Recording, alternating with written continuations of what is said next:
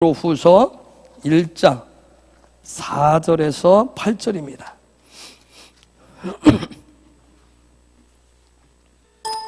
읽어볼까요? 시작. 이로써 그 보배롭고 큰 약속을 우리에게 주사 이 약속으로 말미암아 너희로 정욕을 인하여 세상에서 썩어질 것을 피하여 신의 성품에 참미하는 자가 되게 하려 하셨으니 이러므로 너희가 더욱 힘써 너희의 믿음의 덕의 지식을, 지식의 절제를, 절제의 인내를, 인내의 경건의 형제 위에를, 형제 위에의 사랑을 공급하라.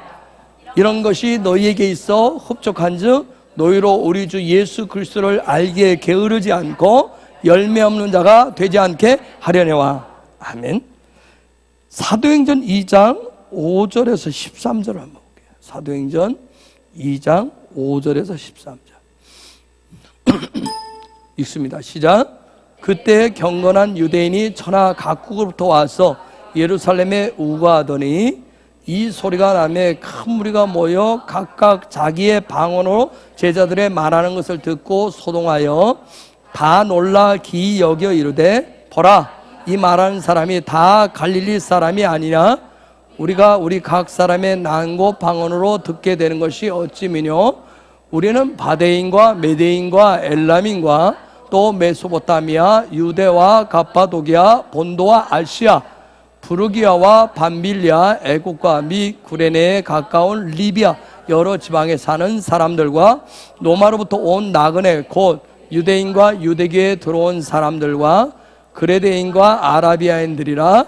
우리가 다 우리의 각 방언으로 하나님의 큰 일을 말함을 듣는도다 하고 다 놀라며 의혹하여 서로 가로되 이 어찐 일이냐 하며 또 어떤 이들은 조롱하여 가로되 저희가 세술이 취하였다 하더라. 네. 여러분, 예배자 그동안 수없이 해왔어요. 여러분이 정말 헤브론의 예배자가 되었다라고 하는 증거가 뭐예요? 표시가 뭡니까? 예배자가 되었다라고. 예배를 드리면 되는 거예요? 헤브론에 그냥 다니면 예배자예요? 그 사람들 매일 나와서 예배하면 예배자인가요? 예배자가 되었다고. 예배 행위는 했을지 모르는데 어떤 종교적인 의식은 싫었는지 모르지만 예배자가 되었다는 증거가 뭐예요? 우리 헤브론에서 예배자 하면 이제 예배가 되었습니다 하면 그건 배려와 존중의 삶으로 나타나야 돼요. 존중과 배려의 삶으로 나타나는 거예요. 그럼 존중과 배려의 삶은 첫 번째 나타난 증거가 뭐냐면 말이에요. 말부터 이제 바꿔야 돼요. 말의 변화가 와야 되는 거예요. 그냥 내 속에서 나오던 그러한 존중이 없는 무지하고 무식하고 함부로 몰상시에 내뱉는 그런 말들이 아니라 이제 하늘나라의 언어들을 뱉어요. 그게 예배. 우리 헤브론에서 예배자 할 때 정말 예배자의 그런 삶의 모습은 존중과 배려로 나타나는데 첫 번째는 말의 변화, 두 번째는 행동, 삶의 변화예요. 행동의 변화예요. 예전과 같이 말하고 그 다음에 행동을 막 하던 것들, 그런 모든 부분도 이제 행동의 그 모든 것을 변화를 가져오셔야 돼. 그게 헤브론에서 예배자가 되었다라고 하는 증표로 삼을 거예요.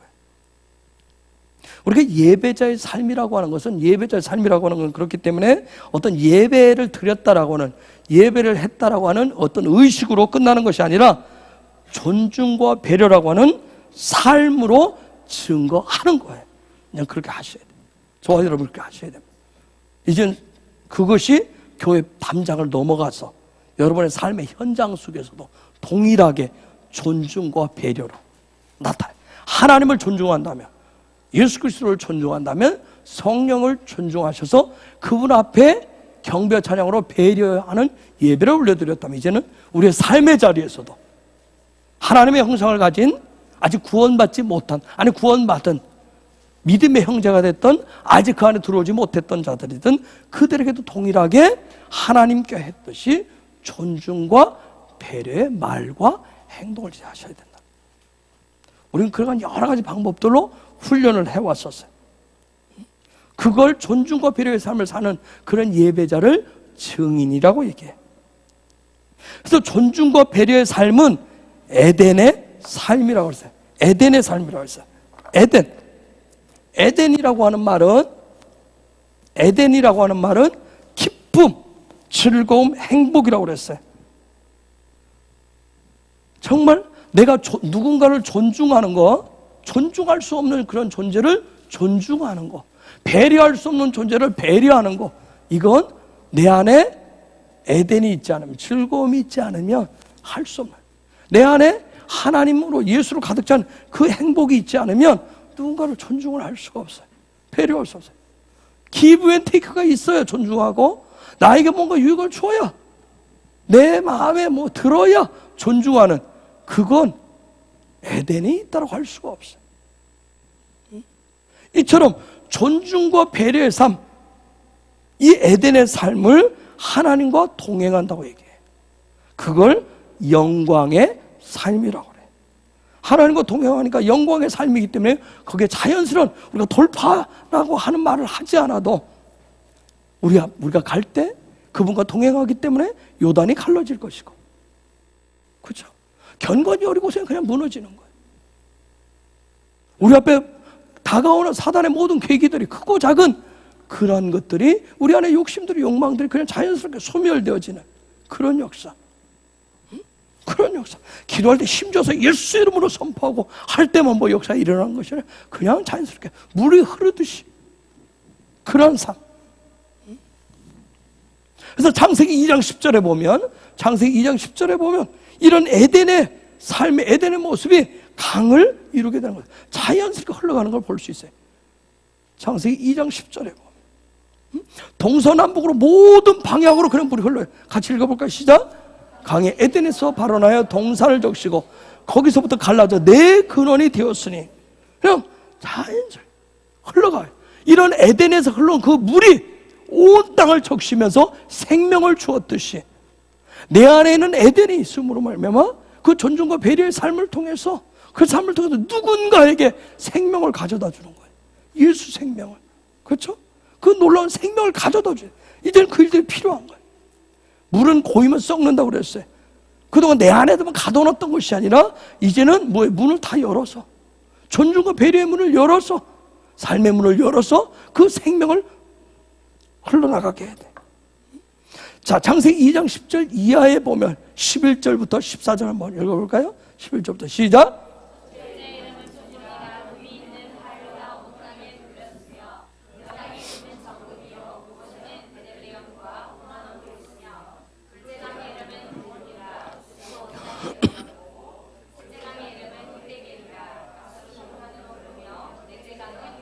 자, 첫째 강은 비손강을 했어요.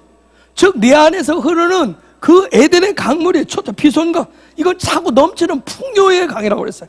차고 넘쳐야 돼. 풍요로워야 돼. 기쁨의 강이 풍요로워야 돼. 그렇죠? 넘쳐야 돼. 즐거움이 넘쳐야 돼. 행복이 넘쳐야 돼.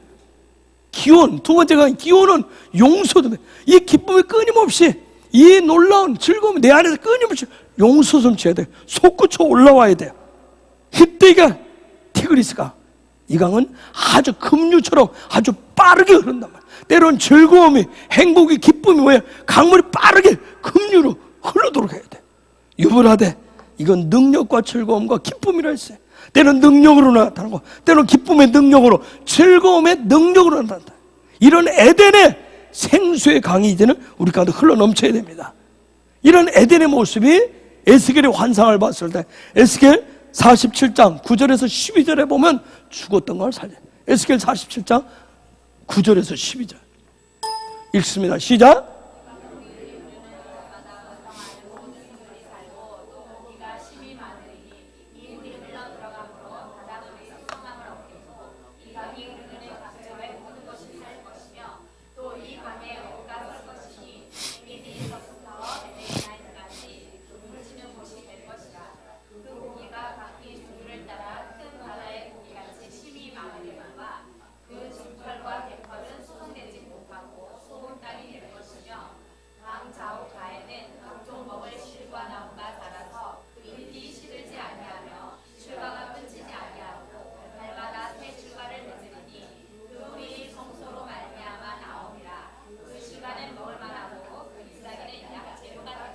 아멘. 놀라운 에스겔 선지자가 봤었던 놀라운 에덴의 환상을 봤어요.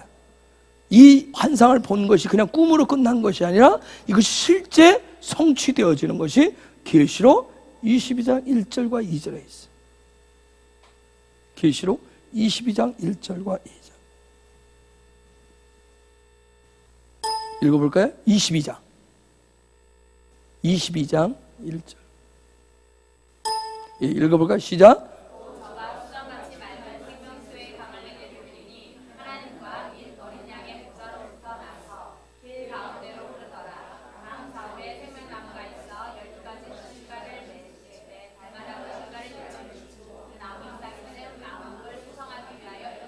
아멘.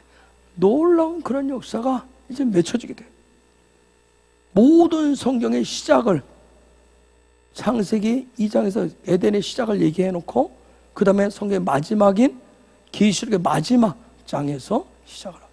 그것을 완성되어진 모습을 얘기하고 있어요. 이 모든 일들을 위해서 예수님이 실제적으로 우리에게 말씀하신 것이 사도행전 1장 8절 창세기 2장 10절의 에덴의 얘기를 예수님은 사도행전 1장 8절에서 얘기해요. 뭐라고 해요? 오직 성령이 너희만 임하시면 너희가 권능을 받을 것인데 예루살렘과 온 유대와 사마리아 땅끝까지 이르라 내 증인이 되리라. 그 증인이란 말 그게 에덴, 실제 증인의 삶을 에덴이라고 한다 그랬어요. 그런데 에스겔 47장에서 보면 이 강물이 성전에서부터 흘러나오는데 처음에는 발목에 오고 그 다음에 무릎에 오고 허리에 오고 온몸을 잠길 것이었어요. 그럼 발목은 창세기 2장에 있는 말씀대로 하면 발목은 뭘 얘기하는 거예요? 비손을 얘기하고, 그렇죠? 무릎은 기온을 얘기하고, 그 다음에 허리는 휘대게를 얘기하고, 그 다음에 땅끝은 뭐예요? 유브라데를 얘기해요. 유브라데를. 사도행전 1장 8절대로 하면 뭐예요? 발목은 뭐예요? 예루살렘. 그 다음에 무릎은 유대. 그 다음에 허리는 사마리아. 그 다음에 온몸은 땅끝까지. 이런 놀라운 역사가 일어날 때 창세기 2장 15절로 가죠. 드디어 에덴의 강물이 생명이 흘러 넘칠 때 하나님께서 온 땅을 어떻게 하시는가? 자, 읽어볼까요? 시작.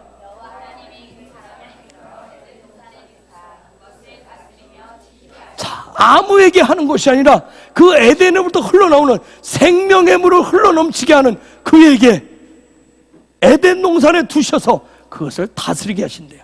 지키게 하신다는 거예요. 저게 누구예요? 아담. 진정한 아담인 누구예요? 예수 그리스도.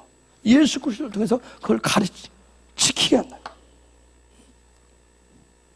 그래서 오늘 이 시대에 우리가 예배자로서, 헤브론의 예배자로서 존중과 배려의 삶을 살아내는 것은 창세기 2장 15절에 하나님의 명령, 에덴 동산을 다스리고 지키게 하시는 그런 실제적인 삶을 감당해내는 것, 살아가는 것을 존중과 배려의 삶이라고 할 수 있어요.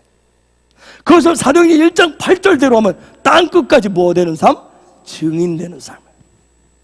그런 사람에게 예수님 뭐라고 말씀하셨어요? 진정한 아담이신 그분이 마태복음 28장 20절에서 내가 세상 끝날까지 항상 함께 할 것이다. 그러한 자와 함께 하시겠다는 거예요.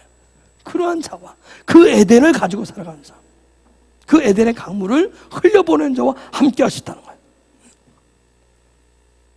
여러분, 아담에게는 돕는 배필이 있었어요. 그렇죠?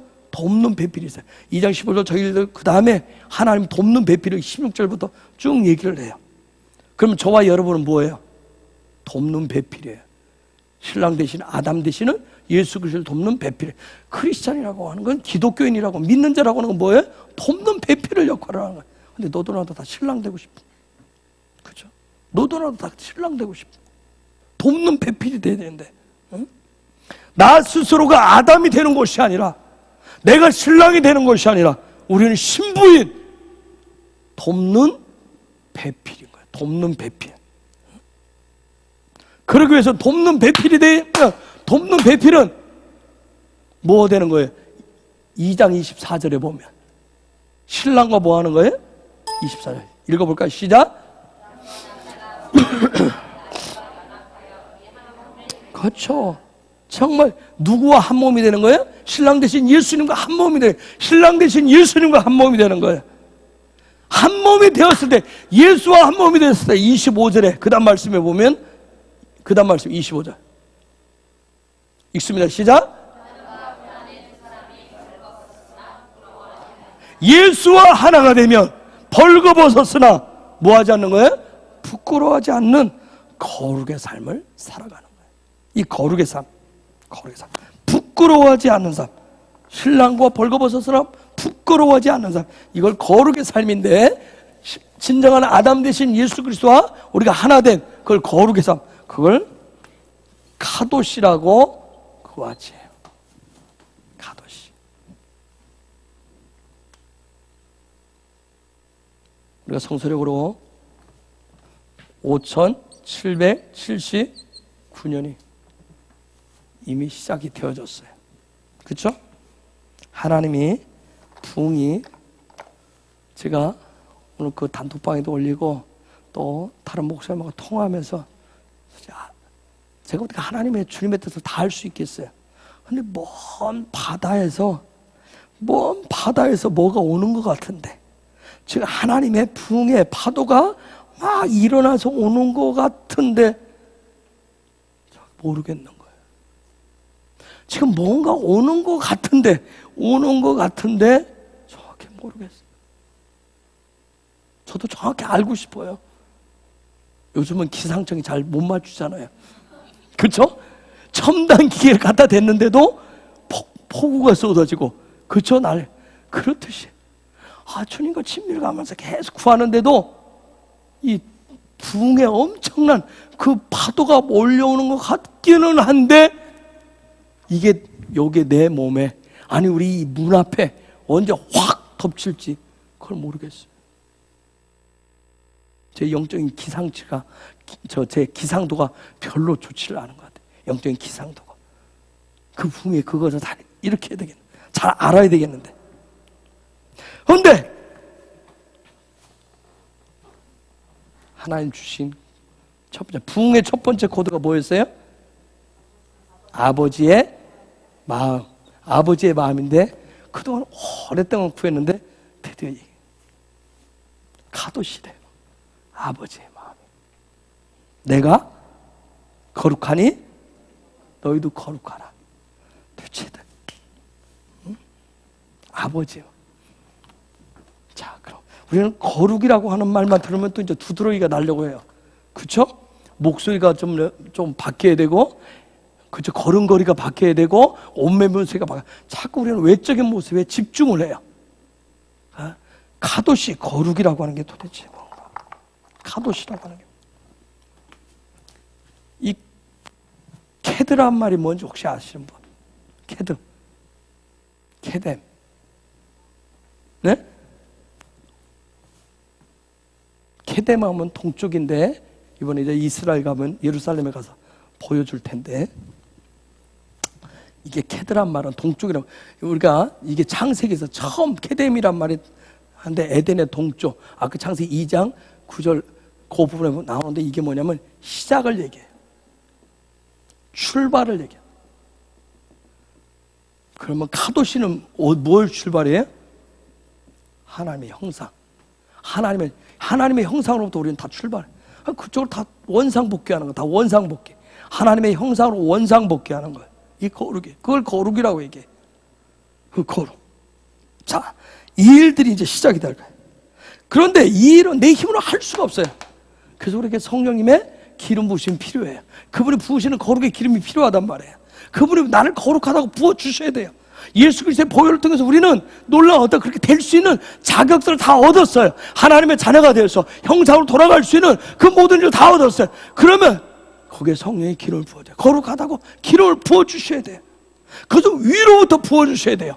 위로부터 부어주셔야 돼요. 그런데 위로부터 부어주시면 어떻게 위로부터 부음을 받을 수 있느냐? 성령의 기름 부으시면 어떻게 받을 수 있느냐? 내가 그렇게 거룩의 삶을, 거룩하도시가 되어야 내가 예배자의 삶을, 존중과 배려의 삶을 살 수 있는데, 내 안에 존중의 그 배려가 생수가 돼서 생기가 되어서 흘러나가서 누군가를 일으키는 마른 뼈들에게 살려내는 생명을 주는 그런 삶을 살아야 되겠는데 어떻게 성령 기름 부으시면 어떻게 받을 수 있는? 성경 여러 군데서 얘기하지만 오늘 사도행전을 읽었기 때문에 사도행전 1장 4절에서 예수님이 얘기합니다. 예수님이 얘기해요. 사도행전 1장 4절.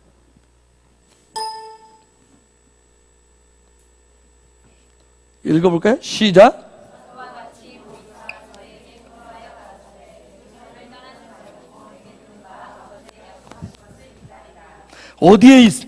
어디를 떠나지 말고요? 예루살렘을 떠나지 말라고. 예루살렘에 머물르라고 그래요. 예루살렘에 기다리래요.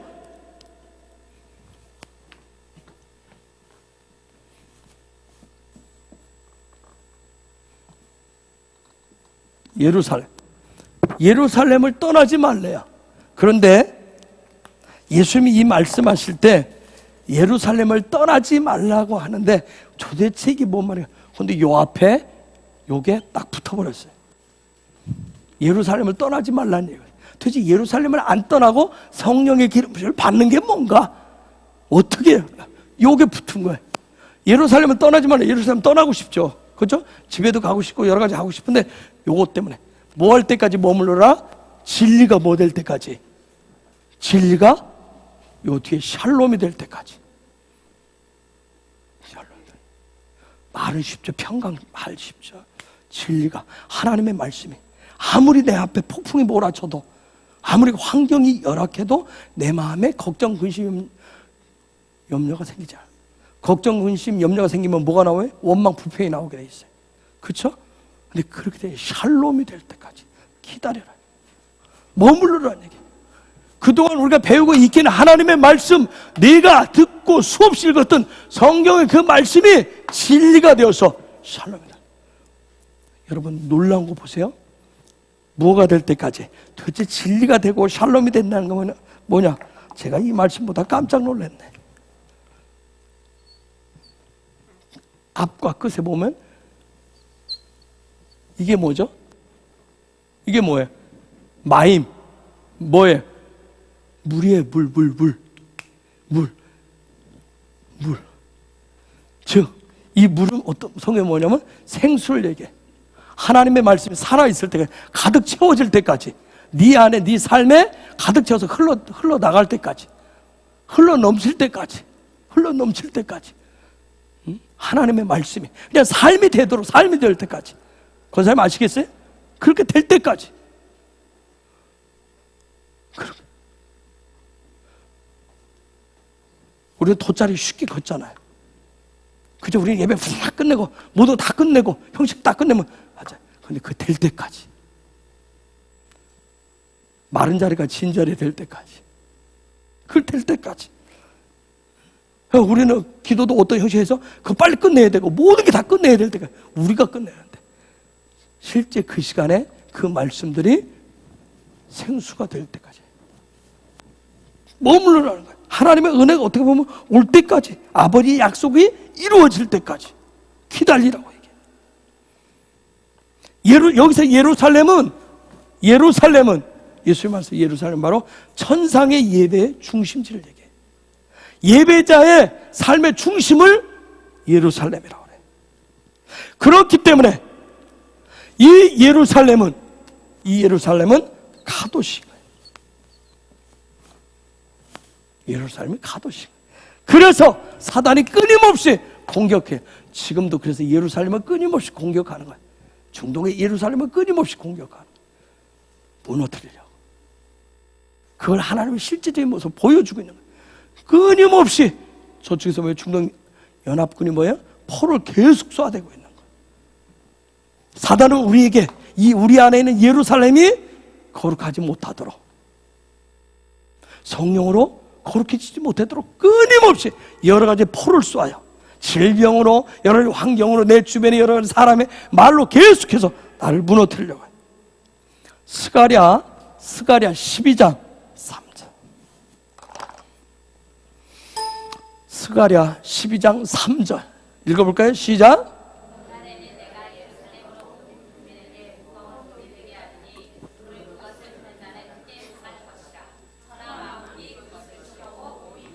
여러분, 스가랴는 다 마지막 때 얘기인데 계시록에 보면 지금 그날에 예루살렘을 치려고 만국이 모이리라. 지금 이스라엘에 얼마나 많은 사람들이, 얼마나 많은, 그러니까 이스라엘 성경에 그런 얘기 하더라고요. 지금 막 시즌이에요. 사람이 얼마나 많이, 전 세계에서. 이번에 몇 개 나라에서 왔다 하더라, 김호세? 150개 나라에서 왔다 하던가? 지금 이 9월에 들어와 있는 게. 생각해 보세요. 그 작은 도시에 150개 나라, 전 세계 약 230여 나라가 있는데 그 뭐가 있다고? 그쵸? 뭐가 있다고? 언제 포가 떨어질지 모르는데, 근데 전 세계에서 150여 개 나라에서 사람들. 얼마나 예루살렘이 중요하면, 지금 얘기하는 그날에 만국이 그것을 쳐버리려고, 무너뜨리려고 역사할 것이라고. 그래서 6절 볼까요? 12장 6절 읽습니다. 시작.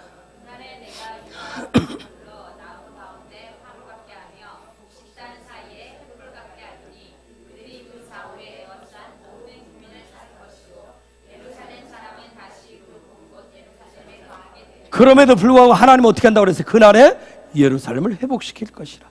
예루살렘을 보는 자들을 다시금 그곳에 거하게 하시리라. 그 다음에 9절 10절 읽습니다. 시작.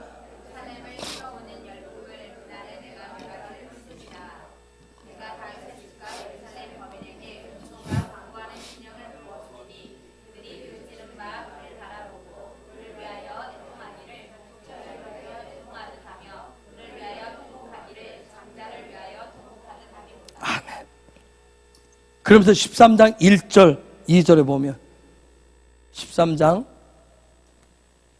1절 읽습니다. 시작.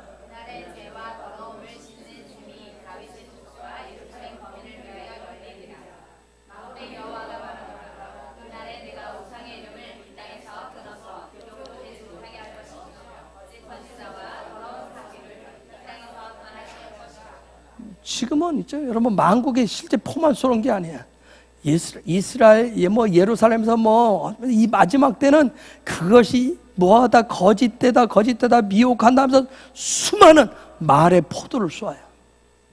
주님은. 근데 그날에 그 마지막 때 그 모든 다 멸할 것이고 그들이 진정한 거짓된 자라고 하는 것을 드러내 보일 것이라고 얘기해요. 저게 바로 부흥의 날이에요. 부흥의 때. 그래서 14장 4절 5절 읽습니다. 시작.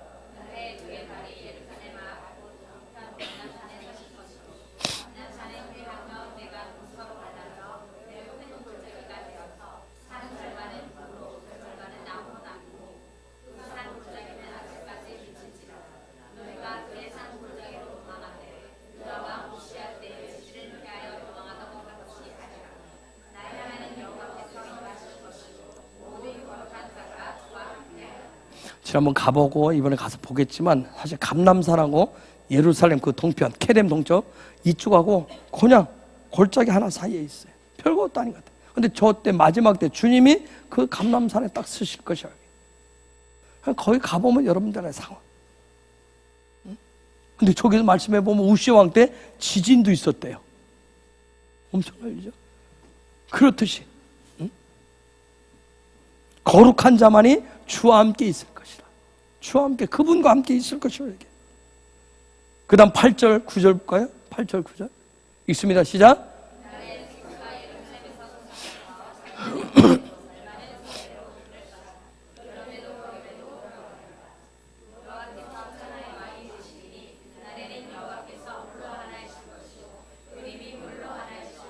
놀라운 약속을. 저 말씀들 구체적으로 어떻게 다 이루어지는지 저는 다 모르겠어요. 사실 그 감람산 가보고 그 황금동 골든게이트 앞에 가보면 뭐 여기서 어떻게 전 열국을 다 다스린다는 얘기, 뭐 이거 어떻게 된다, 그 땅을 보면 별 좁죠. 근데 그렇게 보이는 게 아니잖아요. 저는 저 말씀들 구체 다 어떻게 실현될지는 다는 모르겠어요. 근데 반드시 저 말씀이 이루어질 것이라는 거예요. 내 아버지 여호와의 말씀이기 때문에. 그분의 말씀이기 때문에. 그래서 12절 읽습니다. 시작.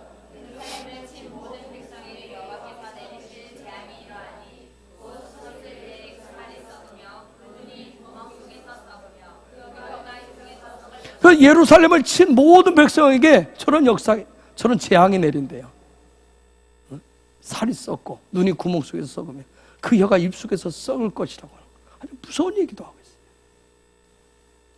그 다음 16절 17절 볼까요? 읽습니다. 시작.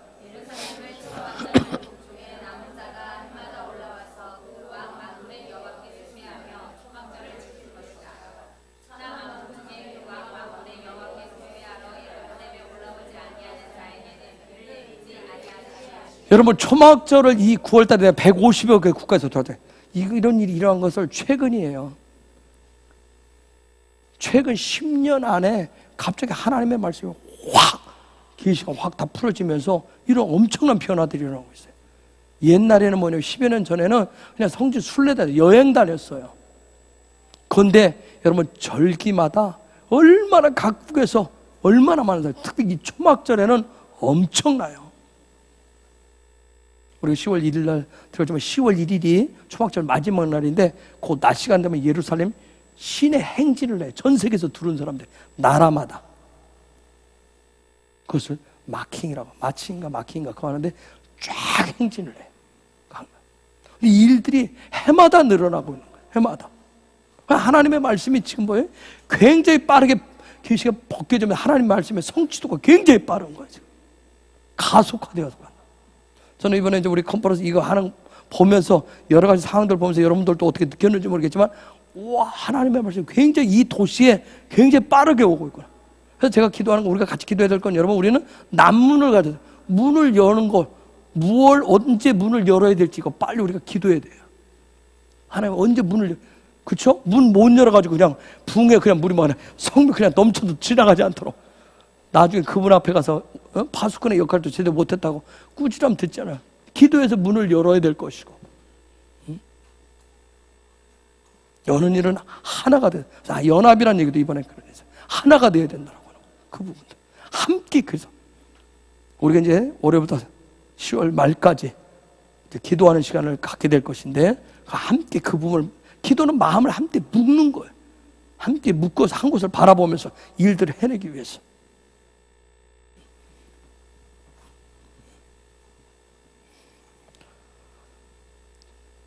자, 우리가 예배자로서의 삶인 존중과 배려의 삶을 살아가는 모습이 어떤 모습인가?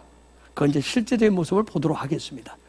아주 존중과 배려의 삶을 우리가 봐야 되니까, 찾아야 되니까 이 책을 여러분이 읽고 공부해서 또 우리가 계속 또 나누기도 하겠지만 성경 속에서 이제 오늘 이제 한번 볼게요. 사도행전 2장으로 가면 오순절에 성령이 강림하시잖아요. 그렇죠? 사도행전에 보면 오순절 성령이 강림했어요. 이것은 이미 여러분이 알다시피 출애굽기 19장의 재현이에요. 그렇죠? 구약에 있는 말씀, 토라에 있는 말씀이 실제로 리빙 돌아가서 나타난 게 사도행전 2장의 역사예요. 자, 근데 2장 4절에 보면, 사도행전 2장 4절에 보면 이런 얘기예요. 저희가 다 성령의 충만함을 받고 성령이 말하게 하심을 따라 다른 방언으로 말하기 시작해요. 자, 저게 방언이란 말이 나와요. 한글 성경에는 그냥 여기에 사도행전 2장 요 사건 났을 때 방언이란 말이 4번인가를 나오는데 한글 성경에 그냥 방언 돼 있어요. 이게 구분이 안 가요. 그래서 제가 오늘 다시 말씀을 찾아봤어요. 자, 4절에 방언.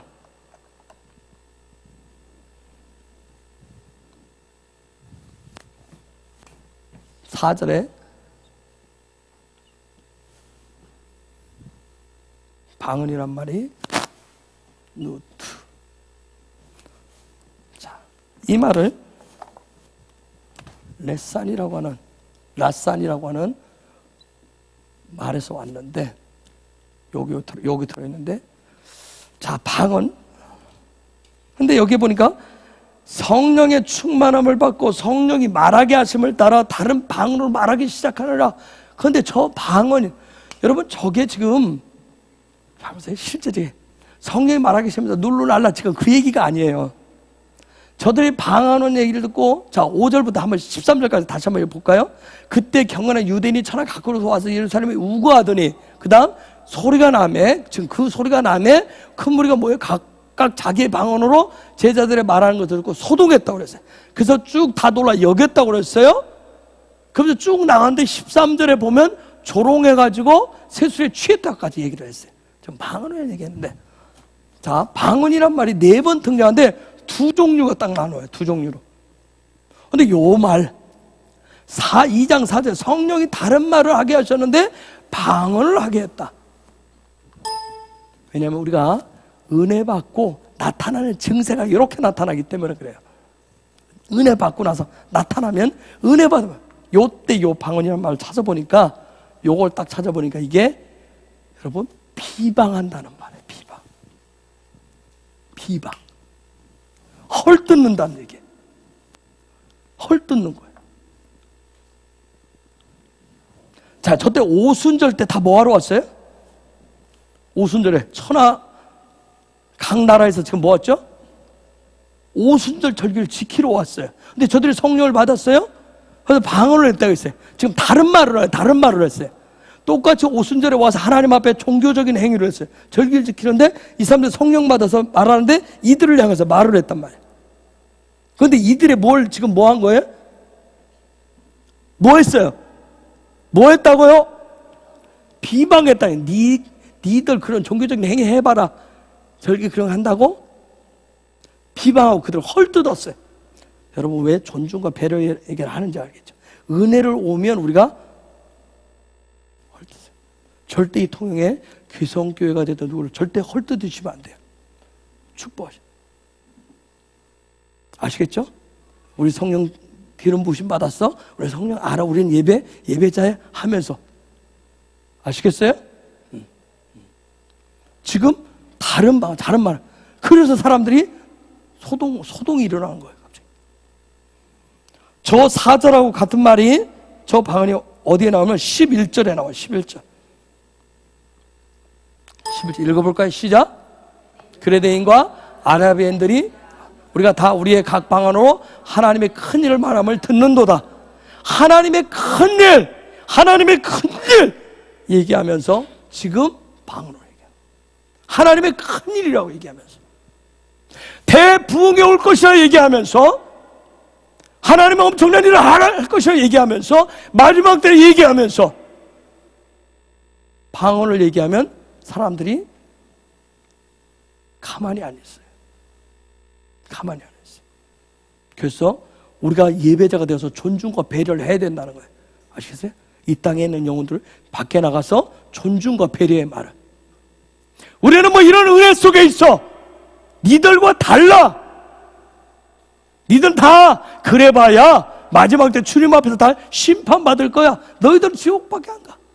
그게 아니라 여러분, 그들을 주님의 마음으로 존중과 배려하는, 너희들은 월수 마귀야. 너희들은 심판밖에 없어. 그게 아니에요. 성령 받은 자들이, 아시겠죠? 성령 기름 부으심 받은 자들이 할 일이 왜 존중과 배려의 길을 하는지. 저들이 저랬을 때 하나님의 일을 얘기한답니다. 하나님의 일이라고 얘기하면서, 하나님의 큰 일이라고 하면서 지금 자기들과 다른 방언, 즉 뭐예요? 이 말을 썼던 거예요. 이 말을.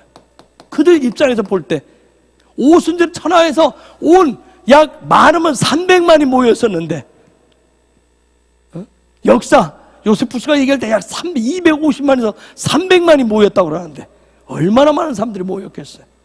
그랬는데 120명이 성령 받았다고 하면서, 그렇죠? 성령 받았다고 그러면서 너희들과 우리는 달라 하면서 얼마나 많은 일들을 했으니 그런 다른 방언으로.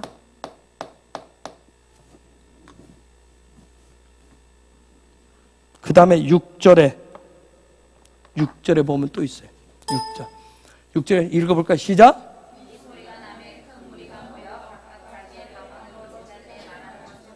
자, 이 사람들 자기 방언으로 이 똑같은 말이 8절에 나와요. 8절 읽습니다. 시작. 아까 방언 요 부분은 누가 하는 거예요? 어느 쪽에서 하는 거예요?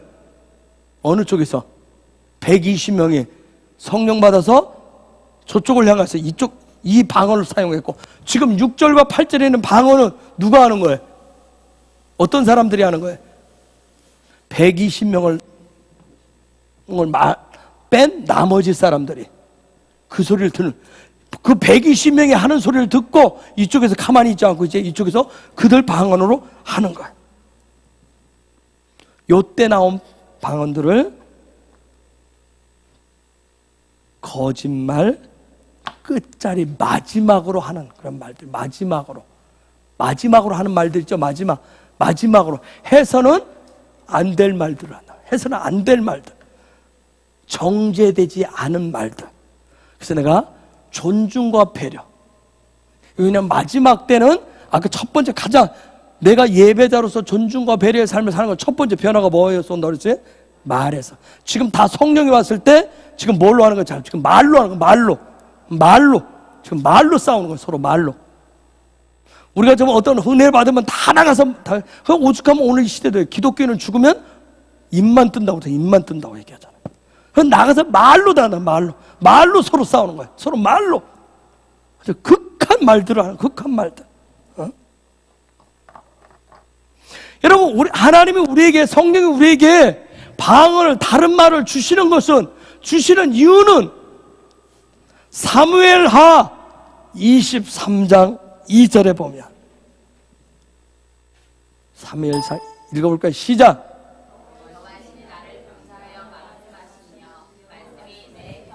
하나님의 신이 나에게 임하신 이유는 그분의 말씀, 그분은 입으로부터 나오는 그 말씀이 내 혀에 담겨주도록 하는데, 말씀을 가지고 요 입으로 예배를 했는데, 경배하고 찬양했는데 내가 예배자가 되었다 하면서 나가서 뭐 하는 거예요? 상대방을 정죄하고 단죄하는 거예요.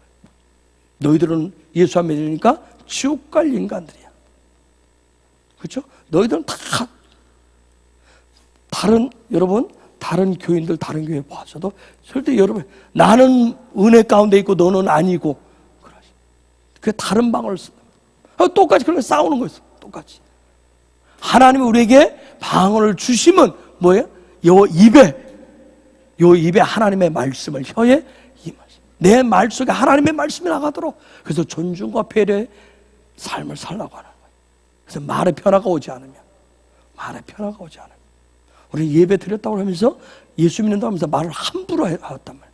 그렇죠? 말을 함부로 쌍스럽게 막 쓰고 막 그랬단 말이에요. 이제는 예수 믿는, 이제는 헤브론의 예배자들은 말부터 변화가 오셔야 됩니다.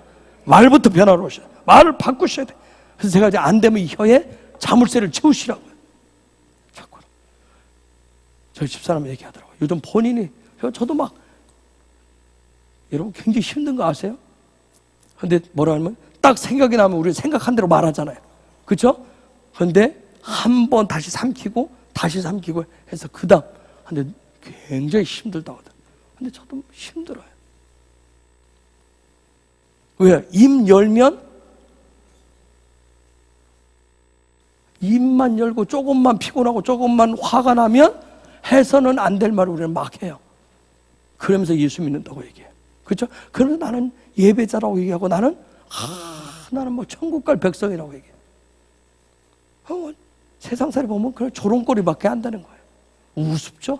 그렇죠? 기가 찬 거예요. 여러분 이따 사도행전 2장 말씀해 보세요. 기가 차는 거예요. 저들 뭐 성령 받았다며, 은혜 받았다며, 예수 믿는다며, 천국 백성이라며, 아주 우습.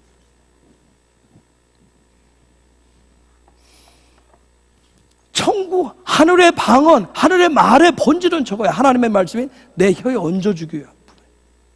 이것을 사도 바울이 고린도전서 14장 2절에서 얘기해요. 읽어볼까요? 시작.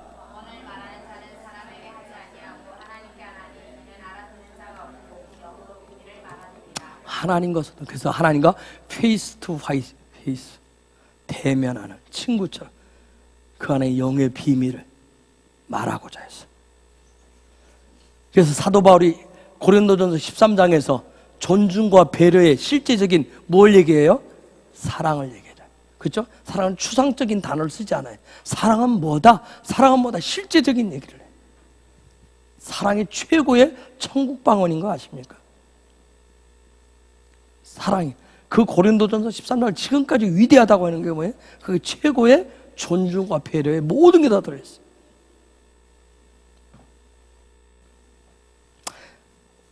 여러분, 우리가 사도행전 2장에서 그래서 굉장히 많은 아픔들이 있어요. 그렇죠? 여러분 보면 사도행전 앞에 그래서 교회가 막 쪼개지고 막 흩어지고 하잖아요.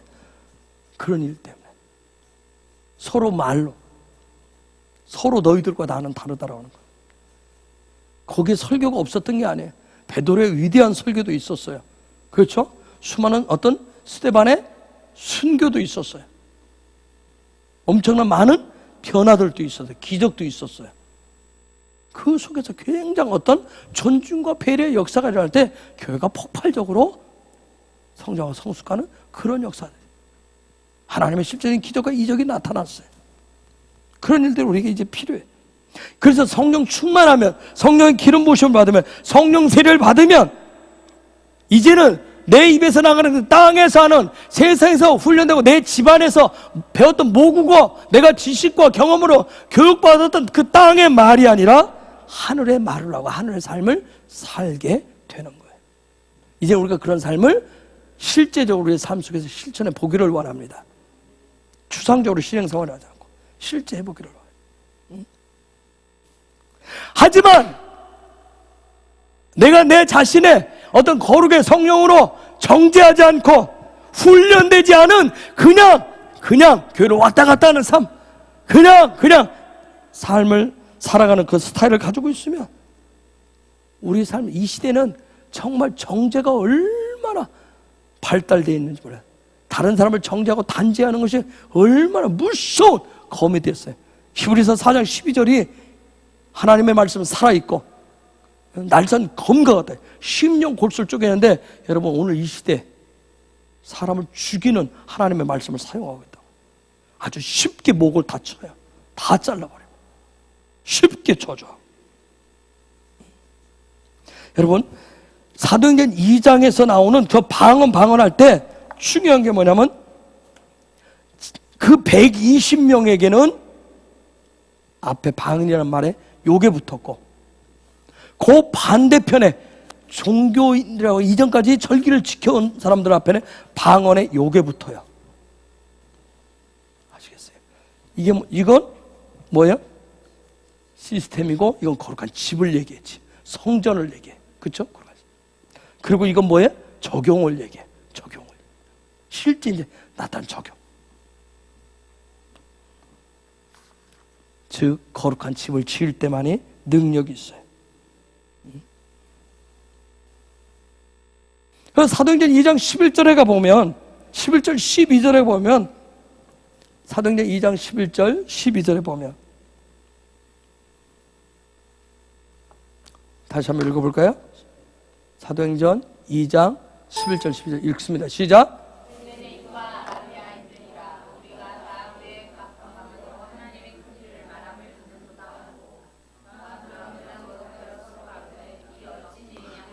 여러분 방언은 하나님의 큰 일을 얘기했는데 놀랬고 의욕했대요.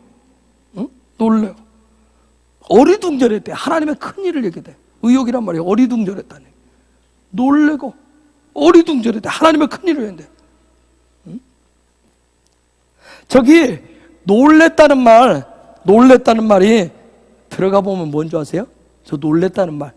와, 하나님의 큰일이라는 게, 와, 뭐, 어떤 붕이 오니까, 쓰나미 오니까, 와, 뭐, 하다 경외감, 그런 놀람이 아니라, 저것을 보는, 거기에 있었던 사람들, 이 마음이 갑자기 횡해진 거예요.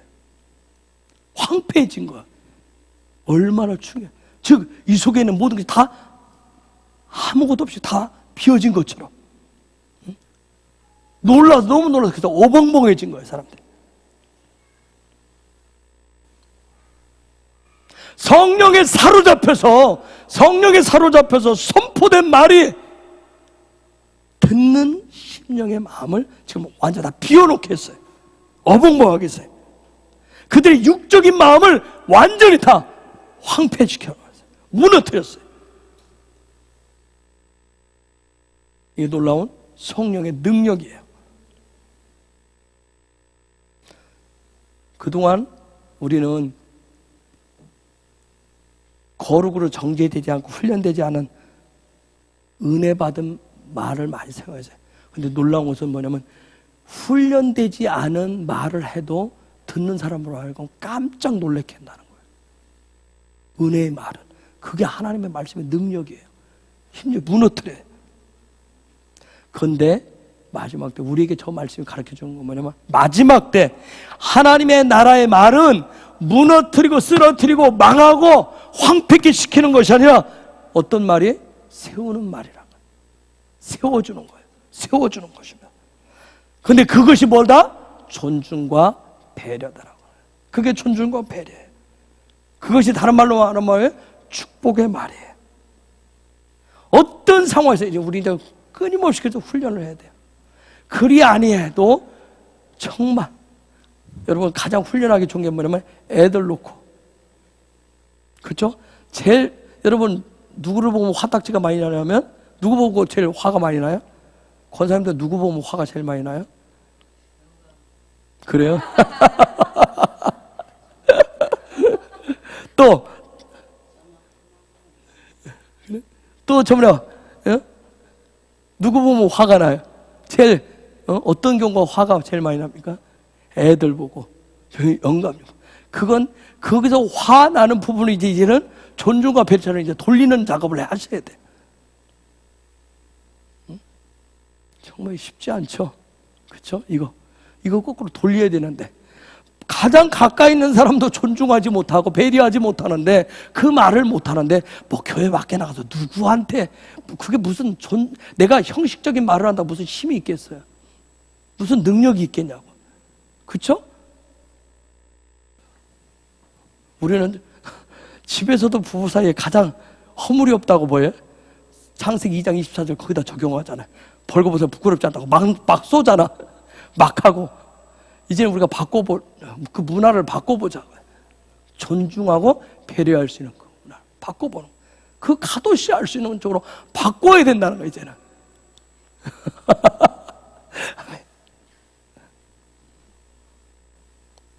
13절에 보면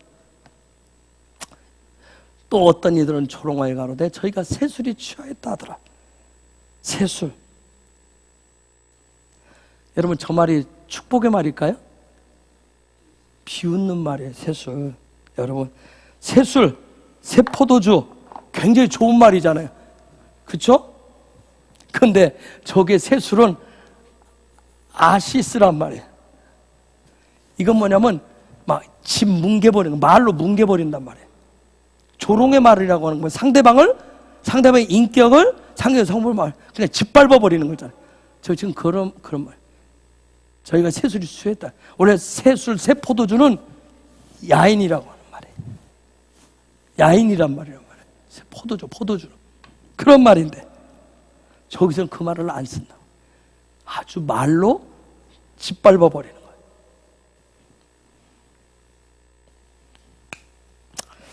그동안 제가 하나님의 은혜를 경험하면서 여기까지 오면서 주님의 얼굴을 구하면서 오면서 여러 가지 하나님 깨우쳐주는 부분들이 있었는데 그 중에 하나가 뭐냐면 왜 이 시점에서 하나님이 또 다른 단계로 이렇게 얘기를 하시나.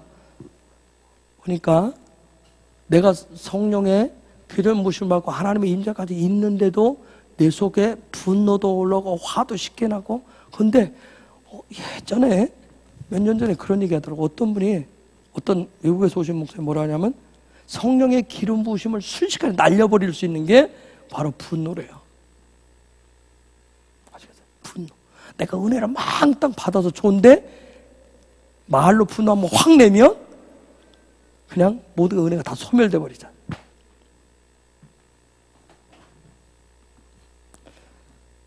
정말 이 시대, 마지막 시대 우리의 능력을 드러내려면 이제 아까 본진과 하나가 되어서 전진하고 돌파, 실제 삶 자체가 영광의 삶 자체가 되시려면 존중과 배려의 삶을 살아야 되는데 이 삶을 살아내지 않으면 성령의 기름 부으심, 하나님의 임재, 그건 무용지물이에요.